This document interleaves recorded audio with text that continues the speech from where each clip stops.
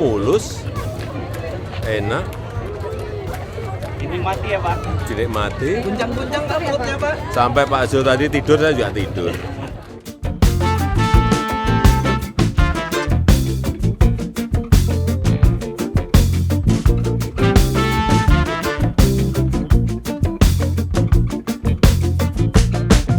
Tapi ini karena memang sudah lama, ya akan diambil alih oleh pemerintah pusat. Ya.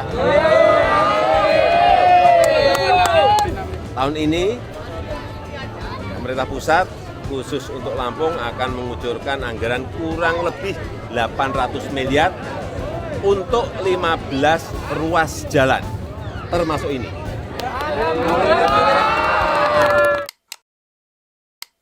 Halo Sobat Forum, bersama saya Puspita Chandra Dewi. Inilah Forum hari ini.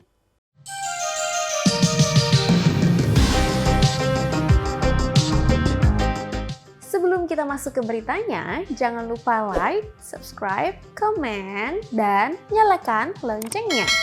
Sekarang, yuk kita ke beritanya. Berita pertama masih mengenai kunjungan Presiden Joko Widodo ke Provinsi Lampung. Setelah mengecek beberapa jalan yang ada di Provinsi Lampung, Presiden Jokowi akan mengucurkan anggaran sebesar 800 miliar rupiah untuk perbaikan jalan rusak di Lampung. Adapun ruas jalan yang akan diperbaiki adalah yang kondisinya rusak parah dan jumlahnya sebanyak 15 ruas jalan. Lalu kapan perbaikan jalan di Provinsi Lampung akan dimulai? Berita lengkapnya ada di www.forumkeadilan.com. Berita berikutnya datang dari WHO yang resmi menyatakan pandemi COVID-19 berakhir sebagai darurat kesehatan global per Jumat 5 Mei 2023. Keputusan tersebut diambil setelah pertemuan Komite Darurat WHO pada Kamis 4 Mei. Komite memberikan rekomendasi agar WHO mendeklarasikan akhir dari darurat kesehatan publik global COVID-19 yang menjadi perhatian internasional. Namun Direktur Jenderal WHO, Tedros Adhanom Ghebreyesus, menegaskan berakhirnya kondisi darurat ini tidak menjadikan COVID-19 bukan lagi ancaman kesehatan global. Dia juga menegaskan bahwa COVID-19 akan terus ada di muka bumi. WHO menyatakan berakhirnya COVID-19 sebagai darurat kesehatan global menunjukkan keberhasilan dari negara-negara di dunia dalam menangani pandemi tersebut.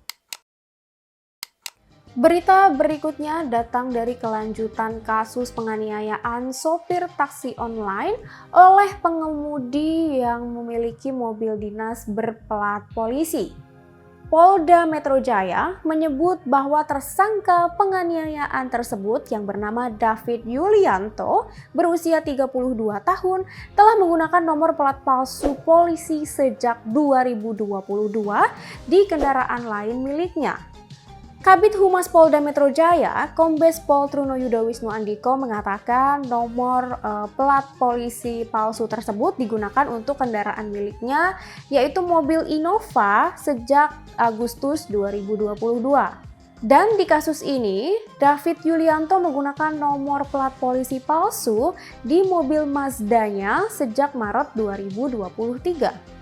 Tapi ternyata masih ada fakta-fakta lain yang terungkap dari penganiayaan yang dilakukan oleh David Yulianto tersebut. Mau tahu apa aja fakta-faktanya? Berita lengkapnya ada di www.forumkeadilan.com. Berita berikutnya datang dari kelanjutan kasus penembakan kantor MUI Pusat. Seperti yang sudah kita ketahui, kalau PPATK pernah menemukan mutasi dana sebesar 800 juta rupiah di rekening pelaku penembakan kantor MUI Pusat.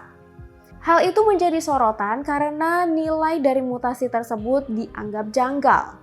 Dari data yang ada, sepanjang 2021 hingga 2023, mutasi di rekening pelaku penembakan kantor MUI Pusat, yaitu Mustafa, mencapai 800 juta rupiah. Yang menjadi sorotan lagi adalah karena Mustofa ini adalah seorang petani. Namun pihak keluarga mengatakan kalau uang di rekening Mustofa itu berasal dari anak-anaknya yang bekerja di luar negeri. Hal ini diungkapkan oleh Dirkrimum Polda Metro Jaya, Kombes Hengki Haryadi dalam konferensi pers pada Jumat 5 Mei 2023. Pengakuan dari keluarga Mustofa pun sedang diselidiki oleh penyidik. Pihak keluarga Mustofa mengaku siap menjelaskan dan mempertanggungjawabkan uang yang ada di dalam rekening tersebut. Berita terakhir datang dari sebanyak 4 dari 20 orang WNI yang diduga menjadi korban tindak pidana perdagangan orang dan mengalami penyekapan di Myanmar akan dilepaskan. Kepala Divisi Humas Polri, Irjen Sandi Nugroho mengatakan saat ini KBRI Yangon bersama KBRI Bangkok sedang berada di wilayah Myawaddy, Myanmar yang berbatasan dengan wilayah Thailand dengan jarak 11 km. Sebanyak 4 orang akan dilepaskan oleh perusahaan yang akan masuk ke wilayah Thailand, sedangkan 1 orang tidak mau dipulangkan. Sementara itu, untuk 15 orang WNI saat ini sedang dilakukan upaya negosiasi untuk menurunkan biaya tebusan dengan pihak perusahaan. So, itulah berita-berita yang dapat kami rangkum untuk forum hari ini, Sabtu 6 Mei 2023. Untuk semua sobat forum, jangan sampai lupa terus update berita-berita terkini kalian di www.forumkeadilan.com. Saya Puspita Chandra Dewi, sampai jumpa.